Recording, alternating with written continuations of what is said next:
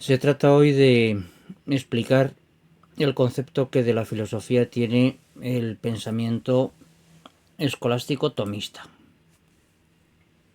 No me voy a entretener pues en destripar otras definiciones, sino que vamos directamente a la que cabe derivar del pensamiento de Santo Tomás. Esta fórmula que ya he presentado en el primer tema, pero que ahora vamos a volver a considerar, atribuimos al pensamiento tomista, no es literalmente de Santo Tomás. Antes, sin embargo, porque la sesión de hoy se va a centrar en esa definición y en explicarla sustancialmente, antes, no obstante, me parece que es necesario dejar al menos algún apunte sobre un problema peculiar de la filosofía cuando se enfrenta con su propia definición. Por cierto, también aquí definición tiene que tomarse con un poquito de calma. Hay definiciones en sentido estrictísimo, eso la lógica lo establece con toda nitidez, la lógica clásica aristotélica, pero aquí tomamos definición en un sentido amplio, es decir, una especie de aclaración de qué es, ¿no? Bien, pues digo que una peculiaridad de la filosofía es que ella se define, así como la química y en general cualquier otra ciencia no se define a sí misma, y esto es curioso, mientras que ninguna ciencia se define a sí misma, la química no puede definirse a sí misma porque la definición de la química no se obtiene con los métodos de la química. Un químico se dedica en un laboratorio a coger tubos de ensayo, mezclar potingues, que explote aquello, en fin, ¿no? La química no es un potingue que se obtiene en un matraz o en un tubo de ensayo, ¿no? Por eso la química no se define a sí misma, curiosamente. La filosofía, como es ciencia suprema, es decir, es la última, la que está en la cumbre, por tanto no tiene nadie que le diga nada por encima. Ella misma a sí misma tiene que definirse, ¿eh? Esta es una peculiaridad. Pero eso mismo también lleva a que al principio de la cuestión de la definición de la filosofía, cuando se plantea a principiantes, se deban aclarar un par de problemas que podrían atascar la entrada de los principiantes en la filosofía.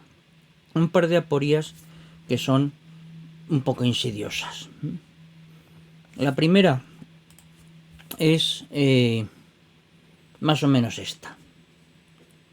Si la filosofía es el saber supremo y por tanto no tiene ninguno por detrás, tiene que ser la filosofía un saber cuya definición no tenga ningún fundamento, sino que se fundamente en sí mismo.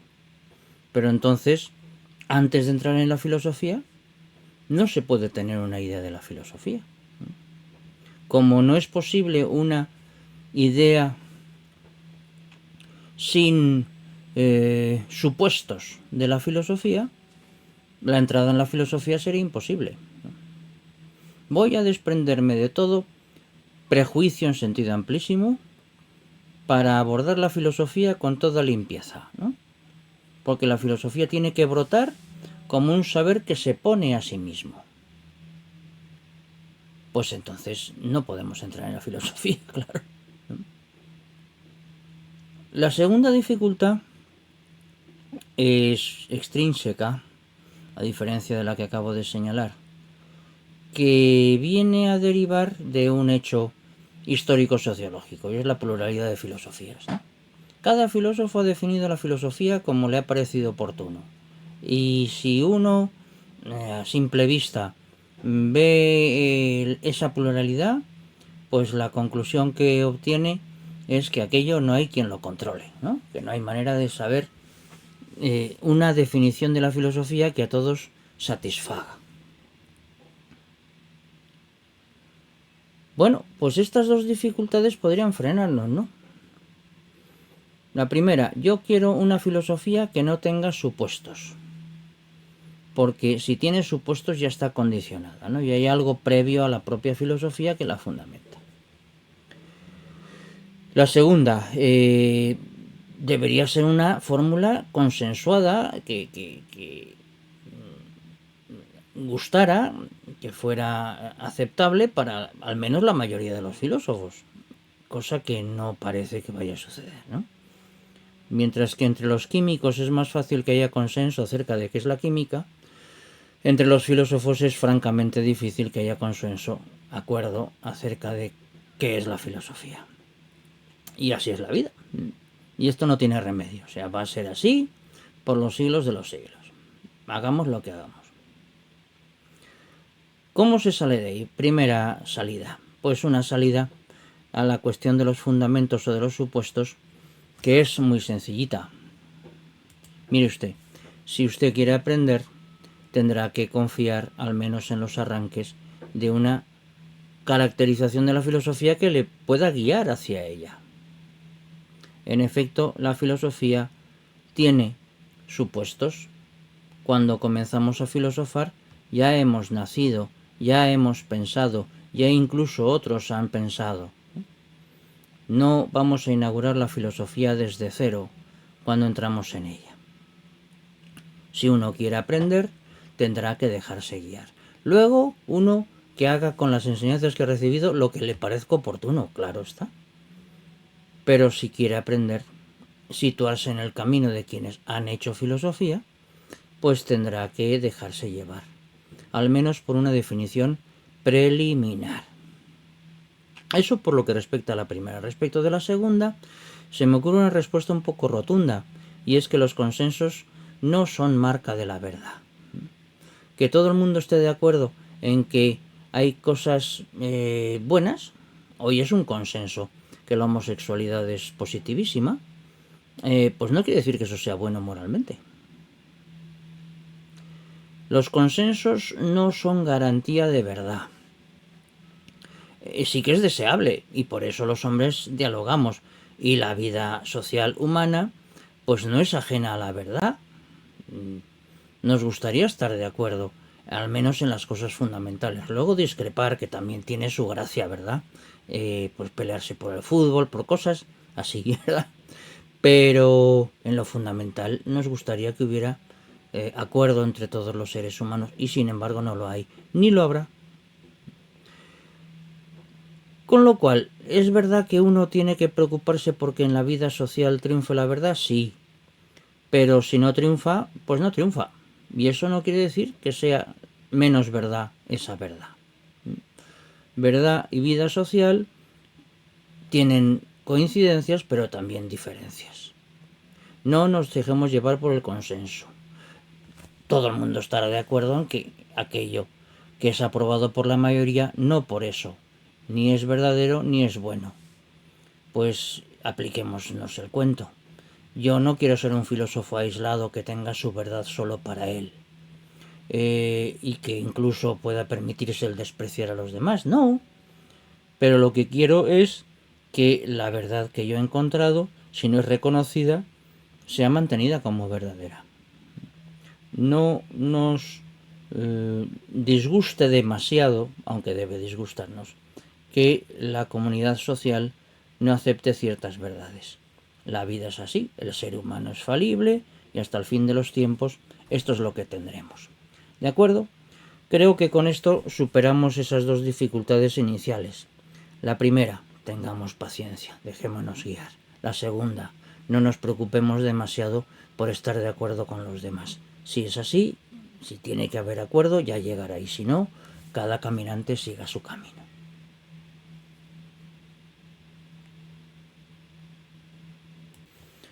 Vamos a por la definición, en el sentido de la clarificación de lo que queremos.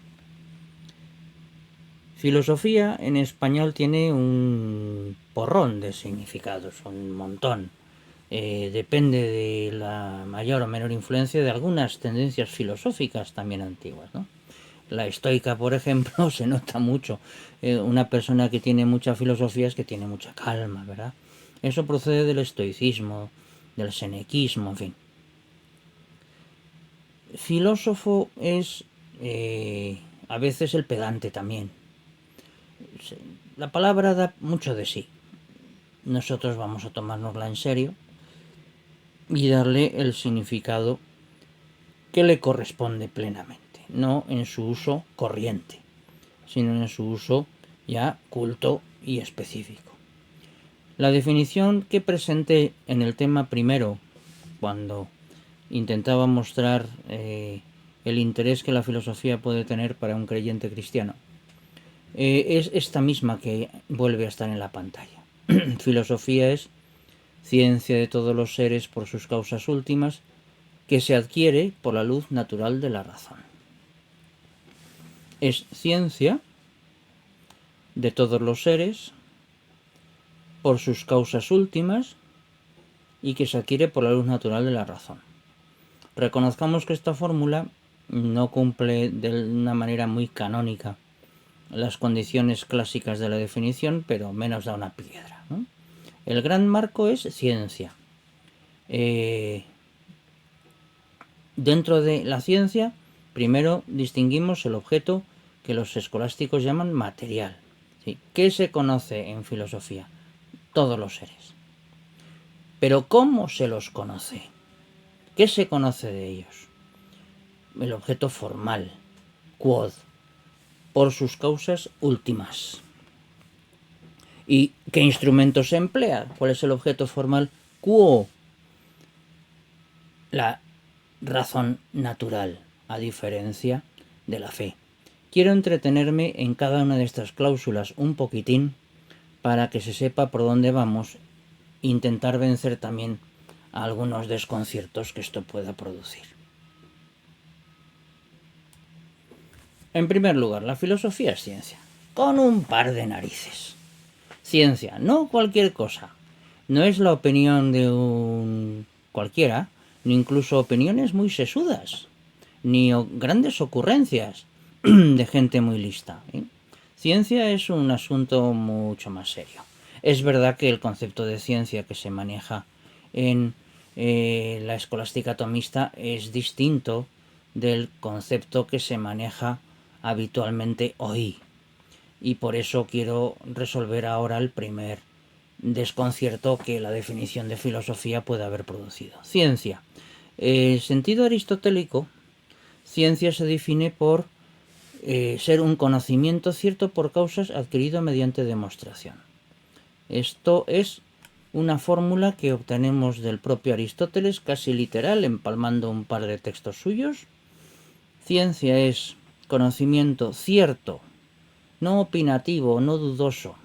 Es verdad que, por tanto, no todos nuestros conocimientos son científicos. Los que son dudosos no lo son, ¿verdad? Cierto, por causas, la certeza de ese conocimiento se obtiene porque sabemos los porqués, que esos son las causas, los porqués de las cosas. Si sé el porqué de algo, tengo certeza de ese algo. Conocimiento cierto por causas. ¿Y cómo lo consigo? Por la demostración. Esto es la ciencia en sentido fuerte, riguroso. Claro, eso se cumple pocas veces.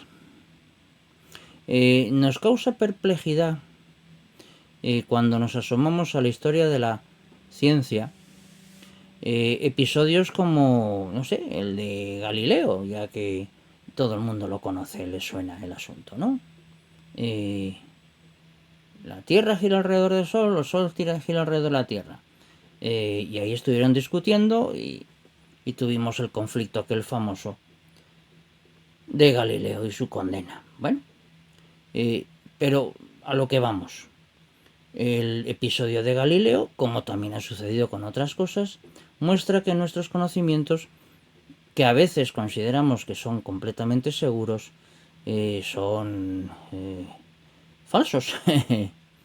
Yo pensaba que era el Sol quien giraba alrededor de la Tierra y ahora resulta, y mira que han pasado centenares de años, ahora resulta que es al revés, que es la Tierra quien gira alrededor del Sol. Vaya por Dios.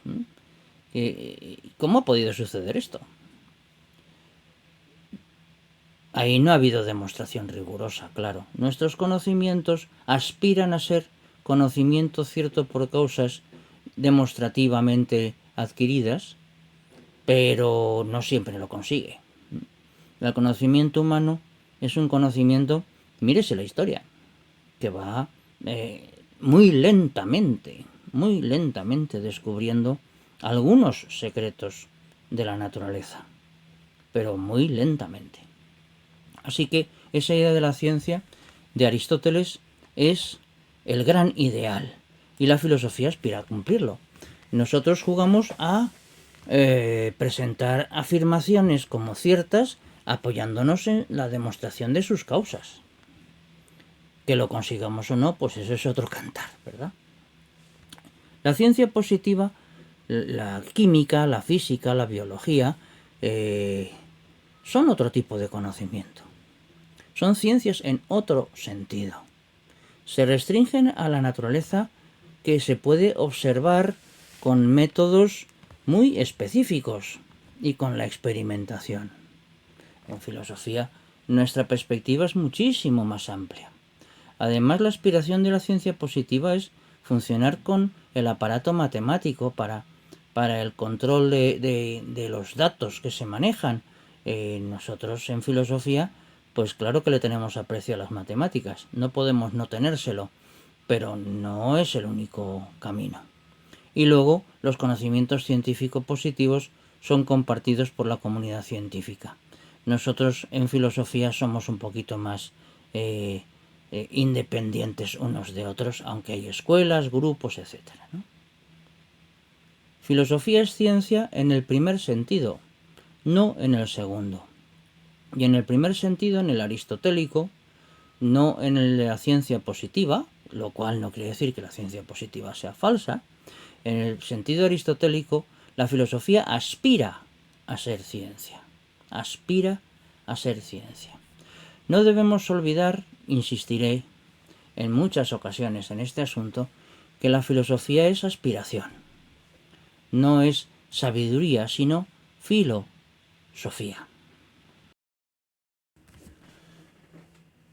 En rigor, el núcleo del concepto de filosofía está aquí. Toda ciencia se define por su objeto, aquello que es conocido por una ciencia. Esta distinción entre objeto material y objeto formal no es nada frecuente fuera del ámbito de los escolásticos, ¿no? Pero es sumamente útil y tremendamente verdadera. Claro, podemos conocer una cosa, permítaseme hablar de una manera muy imprecisa, ¿no? Uno puede conocer una cosa solamente por uno de sus aspectos. Quizás un ejemplo muy claro sea el caso del ser humano, ¿no? El ser humano puede ser conocido pues por un aspecto que es, por ejemplo, la salud. Pero otro aspecto del ser humano es su vida emocional. Y otro aspecto del ser humano es su capacidad de convivencia. Y otro aspecto del ser humano es su capacidad de conocer. Y todo esto, esos aspectos, pueden ser el punto de apoyo para perspectivas distintas, para ciencias realmente distintas sobre el hombre. La medicina, que se ocupa de la salud, no es lo mismo que la psicología, o que la sociología, o que el derecho, etcétera, ¿no? La historia. Tantas ciencias hay sobre el hombre. Las ciencias del hombre son un mosaico amplísimo. Y se funda en que hay un mismo objeto material. Material aquí no se toma por cuerpo, Material es aquello que se conoce. Pero se conoce a través de un aspecto. Digamos que el objeto material es lo en última instancia conocido, pero a través de la lente que ofrece el objeto formal. Al médico, cuando te ve de ti, no le importa más que tu salud. Si vas bien o mal vestido, le podrá interesar porque no es solamente médico, sino también ser humano, pero no en cuanto médico, etcétera, ¿no? Podríamos poner infinidad de ejemplos. El objeto material es aquello que un saber alcanza a conocer a través de la lente del objeto formal. del aspecto que selecciona de ese objeto material. Bien, pues en el caso de la filosofía, el objeto material es sumamente ambicioso, la totalidad de las cosas. Y dice uno, pero hombre, hasta ese extremo llegamos. Y decir, yo tengo un horizonte vital limitado, aunque he viajado un poco, he estudiado otro poco, pues algo conozco del mundo, pero me queda muchísimo por conocer. Nunca he estado en Nueva York. Aunque admito que existe, pues no sería yo capaz de negarlo. Nueva York, Saigón, Marrakech, Ciudad del Cabo, Brasilia, no conozco. Y sin embargo me atrevo a lanzarme a hablar de la totalidad. Sí, la filosofía habla de la totalidad. Porque la totalidad, hasta la persona más cerrada en su mundo, menos viajada, menos estudiada, tiene un sentido de la totalidad. De eso volveremos a hablar. Es nuestro sentido de que estamos en la realidad. Pues el objeto de la filosofía es la realidad. La realidad. Y hasta el extremo de que, precisamente porque nos interesa la realidad, también somos capaces de hablar de lo no real. Hasta de lo imposible, de los círculos cuadrados, de los hierros de madera, de los centauros, hasta de la misma nada. Que no es, de acuerdo, pero precisamente de la nada algo podremos decir. Por ejemplo, que no es. Nunca podremos agotar la totalidad, pero nuestro conocimiento filosófico se refiere de una u otra manera a la totalidad. ¿Cómo? Indagando sus causas últimas. Pasemos al objeto formal. ¿Qué perspectiva tenemos? Claro, la filosofía no es la enciclopedia, porque si dices la filosofía estudia todo, pues entonces es la suma de las matemáticas, la química, la física, la biología, la lingüística, la historia, el derecho, la sociología. No es la enciclopedia de todas las ciencias. Solo pensaba, por cierto, Comte, el padre del positivismo, siglo XIX.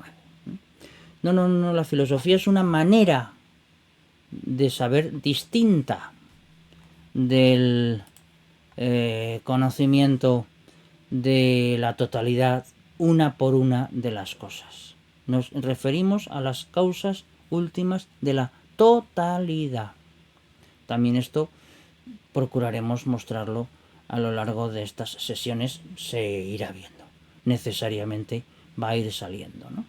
En eso nos distinguimos, por un lado, de las ciencias positivas, otra vez, pero también de la teología de la fe, que también se fija en las causas últimas. Lo que pasa que la ciencia de la fe, como mostré, la teología de la fe, perdón, como mostré en el tema 1, se sitúa en otro plano.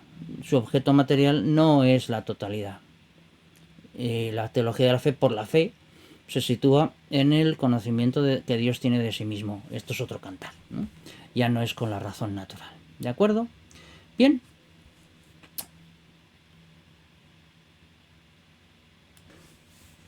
Terminemos este tema. Filosofía es ciencia de la totalidad de lo real, de todo lo real, por sus causas últimas, adquirida mediante la luz natural de la razón. Insistamos en el carácter humano que tiene la filosofía. No es nunca Sofía, es una aspiración. Es una aspiración. La filosofía viene a mostrar Platón en uno de sus diálogos en el banquete. La filosofía es hija de la posesión y la falta de posesión, de la riqueza y de la pobreza.